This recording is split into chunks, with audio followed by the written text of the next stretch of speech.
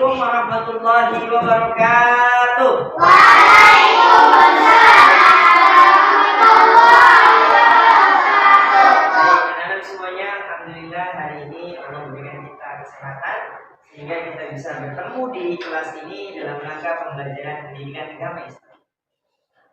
Walaupun sekarang kita masuk jam-jam siang ya, jadi kita semakin capek ya, dengan aktivitas. Terus juga tadi Bapak lihat ada beberapa anak yang ketika istirahat itu main bola. Oke, Bapak mau ngajak kalian tepuk semangat dulu, tepuk semangat.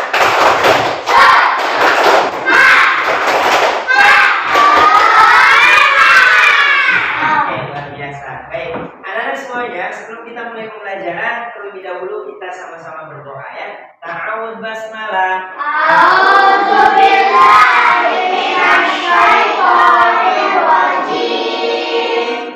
Bismillahirrahmanirrahim. Rabbish shrah li sadri wa yassir li amri wahlul 'uqdatam min lisani yafqahu qawli. Rabbi zidni ilman warzuqni fahman. Amin ya rabbal alamin. Anak-anak semuanya, terlebih dahulu Bapak akan mengabsen kelas ini, kelas 4A ya. Oke. Mana ya? Kelas 4A. Afam, oke.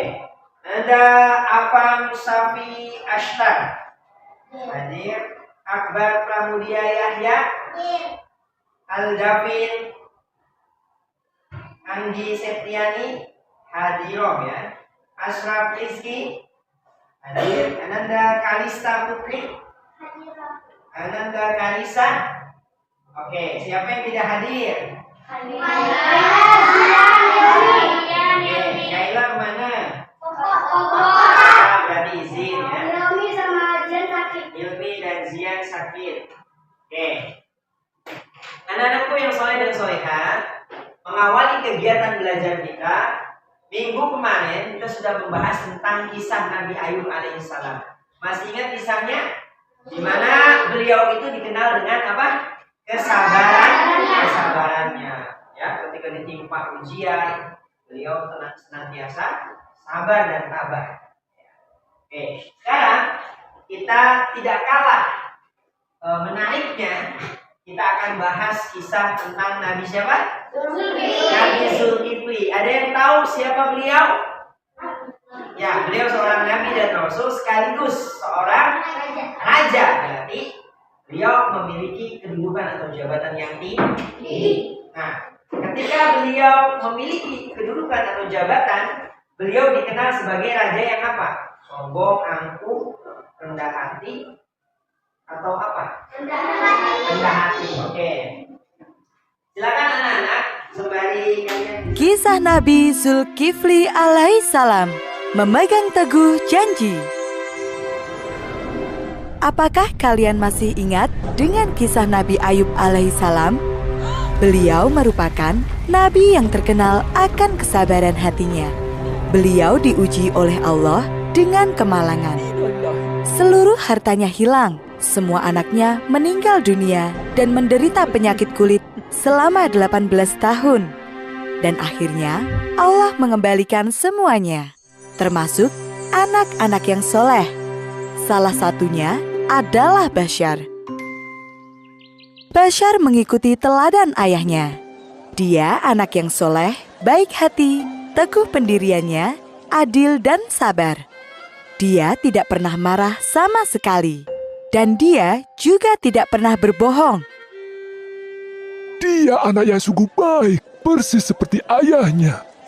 Benar, semoga kelak anakku pun sebaik dia. Basyar tumbuh besar di Syam, sebuah negara yang dipimpin oleh raja yang adil dan bijaksana. Namun sayang sekali, sang raja tidak memiliki anak yang dapat meneruskan tahtanya. Negara ini harus tetap berdiri kokoh setelah aku tiada nanti. Aku harus mencari orang yang bisa menggantikanku. Dia haruslah orang yang amanah. Raja pun berencana untuk mengumumkan pencarian raja baru. Dia mengumpulkan semua rakyat di alun-alun istana. Ada apa Baginda Raja mengumpulkan kita seperti ini? Entahlah, semoga bukan pengumuman perang. Dalam kerumunan tersebut, terlihat juga Bashar. Dia berdiri dengan tenang menunggu kedatangan sang raja. Tidak lama kemudian, sang raja muncul. Dia berkata bahwa usianya sudah semakin tua, sedangkan dia tidak memiliki anak yang bisa meneruskan tahtanya. Jadi, aku berniat untuk mengangkat raja baru. Siapa saja boleh mendaftar, asalkan bisa memenuhi 3 syarat dariku. Orang-orang mulai berbisik riuh. Ketiga syarat tersebut adalah selalu berpuasa pada siang hari, beribadah pada malam hari, dan tidak akan marah apapun yang terjadi. Semua orang langsung terdiam. Siapa yang sanggup berpuasa terus-menerus? Padahal mereka harus bekerja. Dan siapa yang sanggup beribadah malam hari terus-menerus setelah lelah bekerja seharian? Tiba-tiba saja terdengar suara yang memecah keheningan. Hamba sanggup, Baginda Raja. Di hadapan raja dan seluruh rakyat yang berkumpul, dia berjanji untuk menjaga amanah tersebut. Dan dia yakin dirinya bisa. Maka, sang raja pun menyerahkan kerajaan dan seluruh kekuasaannya kepada Bashar. Penobatan Bashar pun dilaksanakan.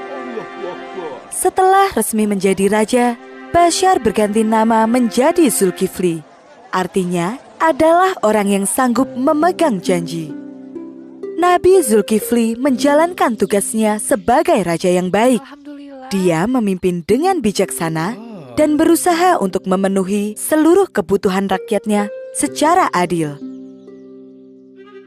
Nabi Zulkifli merupakan teladan yang sangat baik. Dia menepati janjinya untuk selalu berpuasa di siang hari, serta beribadah di malam hari. Meskipun berat dan lelah, dia tidak pernah melewatkan puasa serta ibadah malam.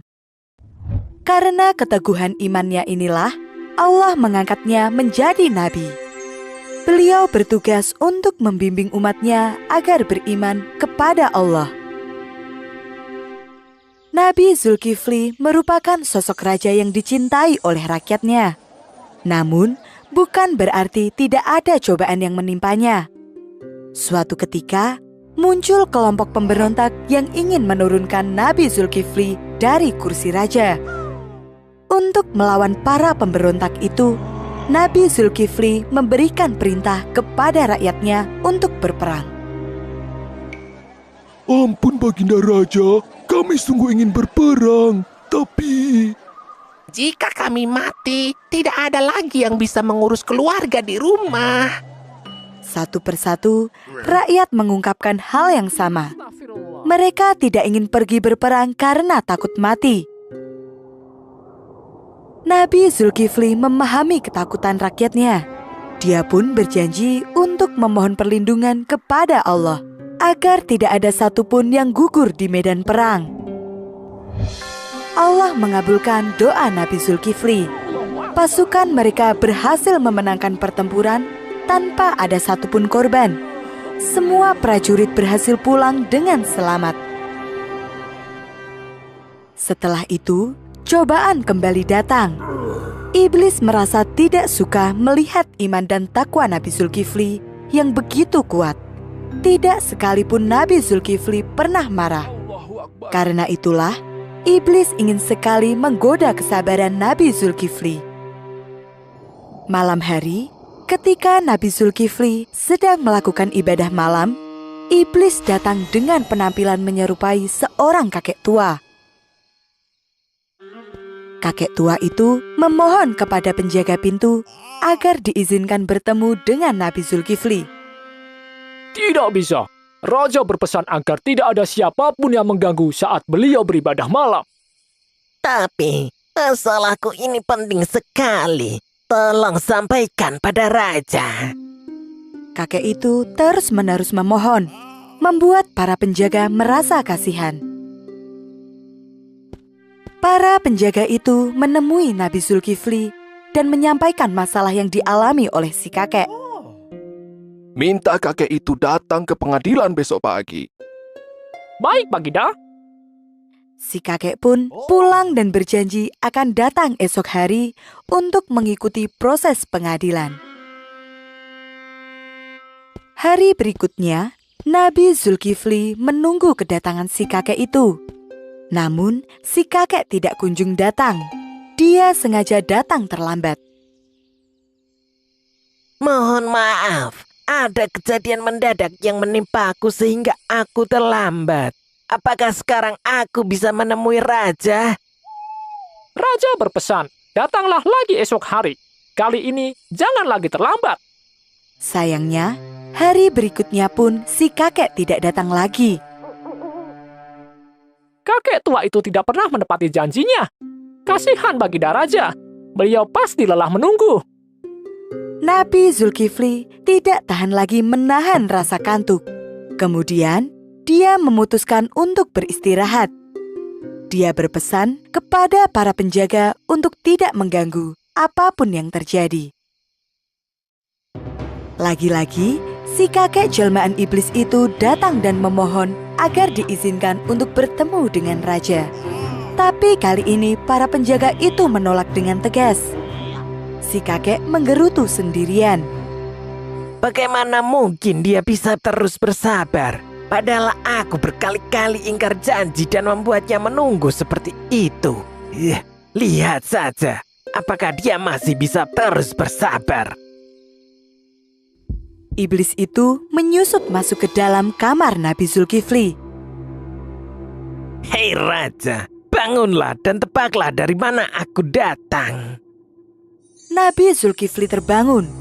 Dia memeriksa kamarnya dan melihat bahwa pintu tetap tertutup seperti sebelumnya. Artinya, tidak ada manusia yang bisa masuk. Engkau adalah musuh Allah. Benar, kau telah membuatku putus asa untuk menggodamu. Maka, kulakukan perbuatan yang bisa kau saksikan sendiri agar kau marah. Iblis akhirnya gagal membuat Nabi Zulkifli melanggar janjinya.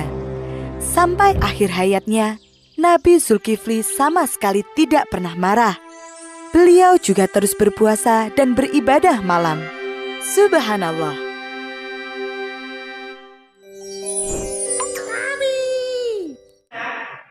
Sebelum nanti kita bergantian dikelompokkan menjadi beberapa kelompok seperti yang di depan Bapak sudah tulis.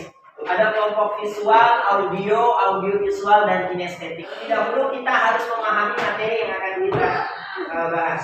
Yang pertama tentang kisah daripada Nabiullah bernama Nabi Zulkifli alaihissalam. Siapa beliau? Beliau adalah seorang nabi dan rasul. Memiliki nama siapa? Namanya adalah Basor. Basor itu apa artinya?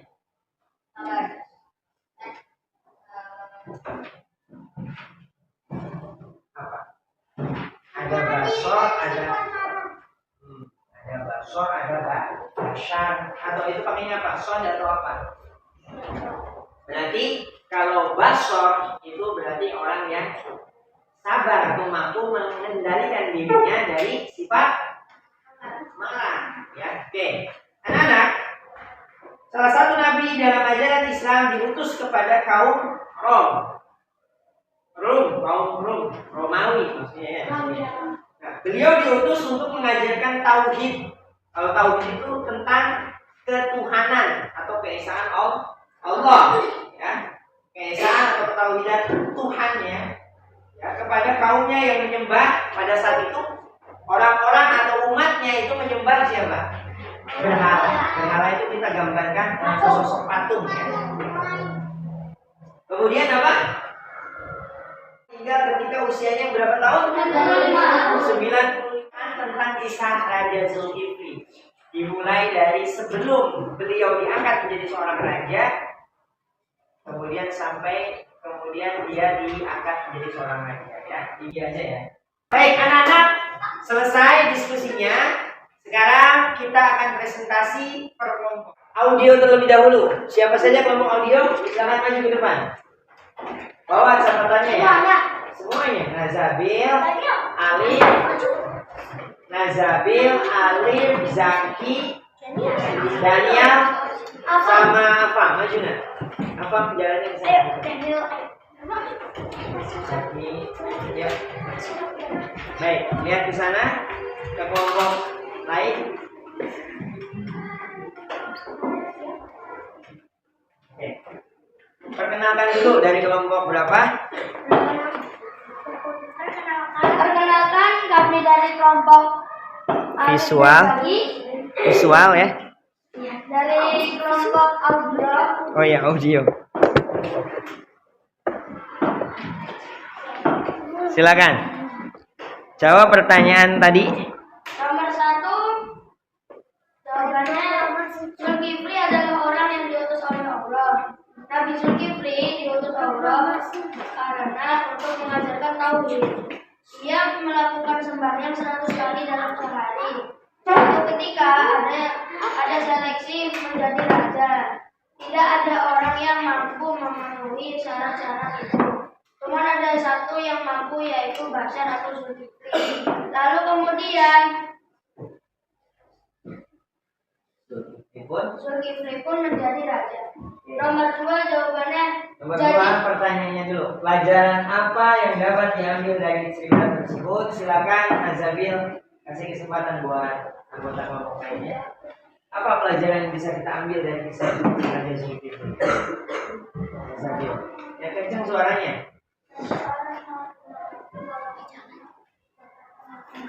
Oke. Memiliki sikap rendah hati walaupun memiliki jabatan yang tinggi. Selanjutnya pertanyaan nomor 3, Zaki yang jawab ya. Berikan contoh penerapan dari kisah Nabi Zulkifli. Menjadi pemimpin yang baik hati dan peduli. Oke, tepuk tangan buat kelompok audio. Silakan kembali ke tempat. Namanya cuma Alif dan Zaki aja, Pak. Ya, selanjutnya kelompok visual. Silakan. Dari sini nggak apa-apa. Kelompok visual ada Mafi, Ananda, Aldavin, Tianu, Sheina, dan Cinta. Oke, pertanyaan nomor 1. Apakah cerita yang disampaikan oleh Mafi tergambar dalam pikiran kalian? Ya. Ya, apa? Dan simpulkan ulang. Jadi cerita yang disampaikan oleh Mafi adalah kisah tentang sebelum menjadi sampai, setelah menjadi raja. Nomor 2, pelajaran apa yang dapat diambil dari cerita tersebut? Kita diberikan ujian, kita bersabar. Itu kan hanya kesukaan, kita tidak kayak alasan untuk sombong. Nomor 3, buatkan cerita pendek tentang pengamalan rendah hati oleh Nabi Zulkifli dalam kehidupan sehari-hari. Silakan, Aldamin panggil 3 anak yang dari inisiatif. Silakan, panggil aja dulu. Oke, kita panggil. Kamila. Oke, maju. Kemudian terus Runako. Oke, yang baik, kita sambut kelompok dari audio visual. Ya, di sana ada siapa saja? Sasa, Anggi, Akbar, Kai, dan Rizky. Oke, silakan. Apa pertanyaannya? Apa cerita yang disampaikan bukan ini ya?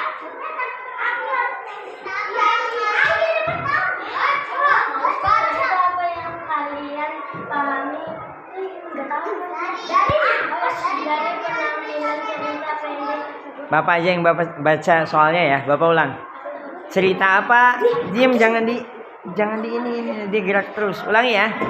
Cerita apa yang kalian pahami dari penampilan cerita pendek tersebut? Ayo, apa jawaban dari kelompok kalian? Tentang seorang pemuda yang memiliki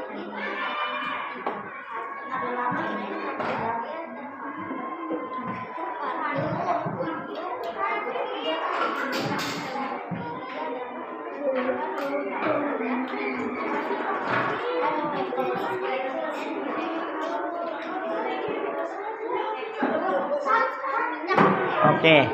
Pertanyaan nomor 2. Anggi maju ke depan sedikit. Nggak kelihatan. Hikmah dari cerita tersebut adalah? Silakan, apa jawabannya?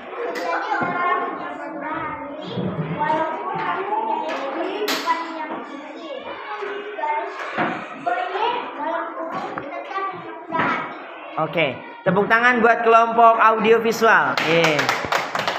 Dah. Ini jadi dalang ya. Oke, cerita tentang 3 sahabat. Yang satu, dia adalah ahli matematik. Yang kedua, dia adalah anak yang jago dalam keagamaan. Ya, ngajinya pinter ya. Kemudian, yang ketiga adalah anak yang mengerti kesehatan. Kesehatan, ini apa namanya, rohani. Kemudian ini seorang aktivis atau dosen matematik. Oke, ketiga anak ini dari kecil mereka selalu bersama. Oh, iya sama ya. Sekolah bareng, SD-nya, SMP, SMA-nya. Kemudian ketika kuliah, apa memilih jalur menjadi seorang asyraf, ingin menjadi seorang ustadz, maka dia pun pesantren. Berangkatlah asyraf ke pesantren. Karena dari kecil dia sangat memperhatikan kesehatan, maka dia pun kuliah ke luar negeri mengambil jurusan kedokteran. Berangkatlah dia. Lalu kemudian tinggallah seorang diri bernama Satria. Dia dari kecil suka ngitung, bahkan ketika tidur pun dia ngitung. Berapa lama dia tidur, berapa detik dia tidur, berapa jam dia tidur. Dia memilih tetap stay di Indonesia dan kuliah di UI dengan jurusan matematik. Berangkatlah dia. Oke. 10 tahun berlalu, akhirnya dipertemukan lagi dalam sebuah peristiwa. Aldavin adalah seorang pemuda yang memiliki talenta luar biasa. Ia memiliki sebuah kafe.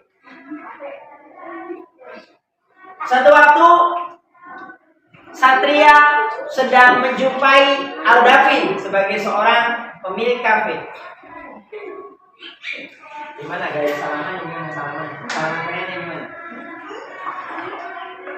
Ini nih. Ya gitu. Ini lagi tinju nih. Gini deh. Gini.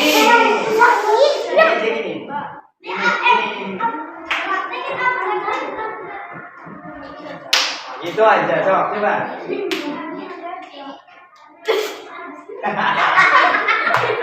Ketika mereka berdua sedang ngobrol, tiba-tiba ya datang seorang dokter bersama dengan pasangannya.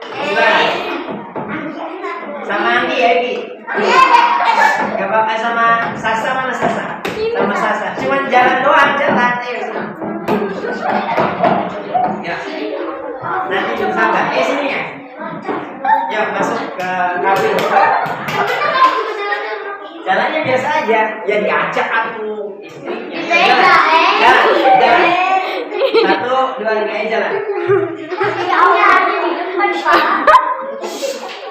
Ketika Dokter Lunako juga istrinya ingin memesan minum, tiba-tiba silakan duduk, kalau lagi duduk ya. Nah, tiba-tiba Satria menengok ke arah siapa? Sasa, Lunako.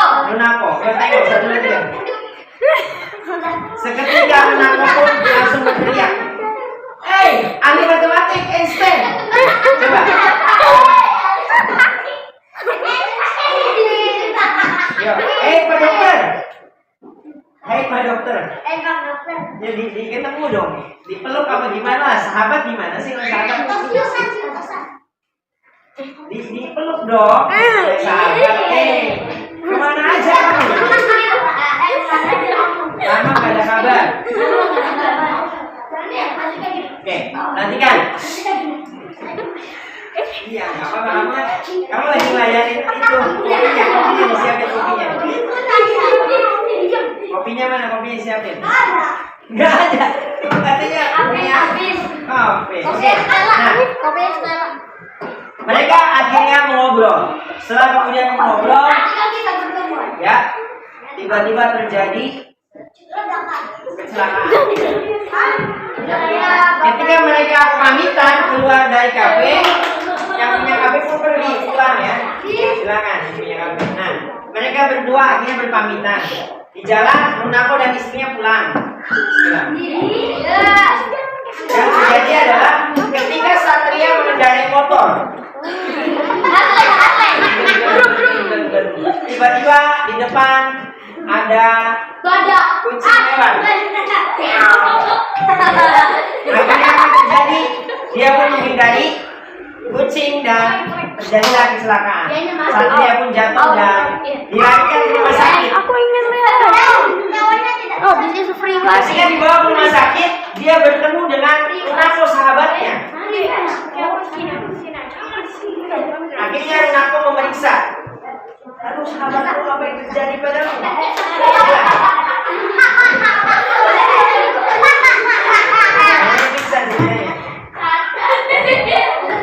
Lalu tidak sengaja ada sahabatnya yang menjadi seorang ustadz.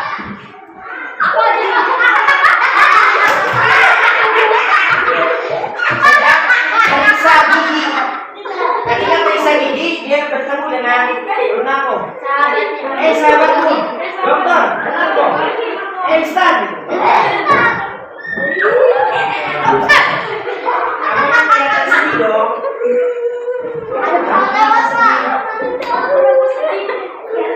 Sahabat kita nih. Jangan sambil ketawa. Einstein kenapa? Dia kecelakaan motor. Nazabil. Kepala terpisah. Nazabil kelihatan. Kalau jatuh susah. Kelihatan ya? Kepala dan kakinya terpisah. 49 detik nih. Ya iyalah maksudnya nyatu. 49 detik. Oke, akhirnya kemudian ditengoklah. Ya, ketika ditengok kemudian didoakan bersama. Al-Fatihah. Amin ya rabbal alamin. Lalu seketika siapa namanya? Baik, kepala dan kakinya pun terpisah. Apaan? Nah, Apa yang benar? langsung lihat ke kamera sambil ini. Apa yang benar? 1, 2 sambil ini apa namanya? Nah. Kai. 1, 2, 3. Apa? Begitu bukan mereka. Ini cerita singkat tentang persahabatan yang walaupun mereka sudah pada sukses, mereka tetap saling mengingat satu sama lain, rendah hati dan tidak pernah ada rasa sombong dari mereka. Terima kasih semuanya. Like, subscribe channelnya. Subscribe. Kita tiba masanya yaitu refleksi. Jadi kesimpulan dari pembelajaran kita kali ini adalah bahwa setiap anak memiliki gayanya masing-masing dalam belajar. Ada siswa yang dia dengan pendengarannya atau audionya dia lebih unggul memahami materi yang disampaikan. Ada yang dari dia melihat atau visualnya anak-anak dapat lebih cepat mengerti penjelasan guru. Ada yang dengan cara audio visual, keduanya gerakan guru ataupun penjelasan guru, atau bisa ketika guru menampilkan video dia jadi lebih paham atau mengerti penjelasan dari sebuah kisah atau pelajaran. Ada juga dengan cara berperan seperti tadi yang diperankan oleh Runako, Ashraf dan juga Satria. Namanya kinestetik, jadi belajar dengan pengalaman. Baik, anak-anak, Selanjutnya Bapak akan bagikan LKPD. LKPD-nya lembar kerja peserta didik, yaitu siswa diminta mengerjakan tiap-tiap tugas ini di rumah. Ya, jangan lupa dikerjakan tugasnya. Minggu depan kita akan bahas dan juga kita lanjut ke materi tentang Nabi Musa alaihi salam. Ada pertanyaan? Baik, kalau tidak ada, anak-anak semuanya kita akhiri dengan sama-sama membaca hamdalah.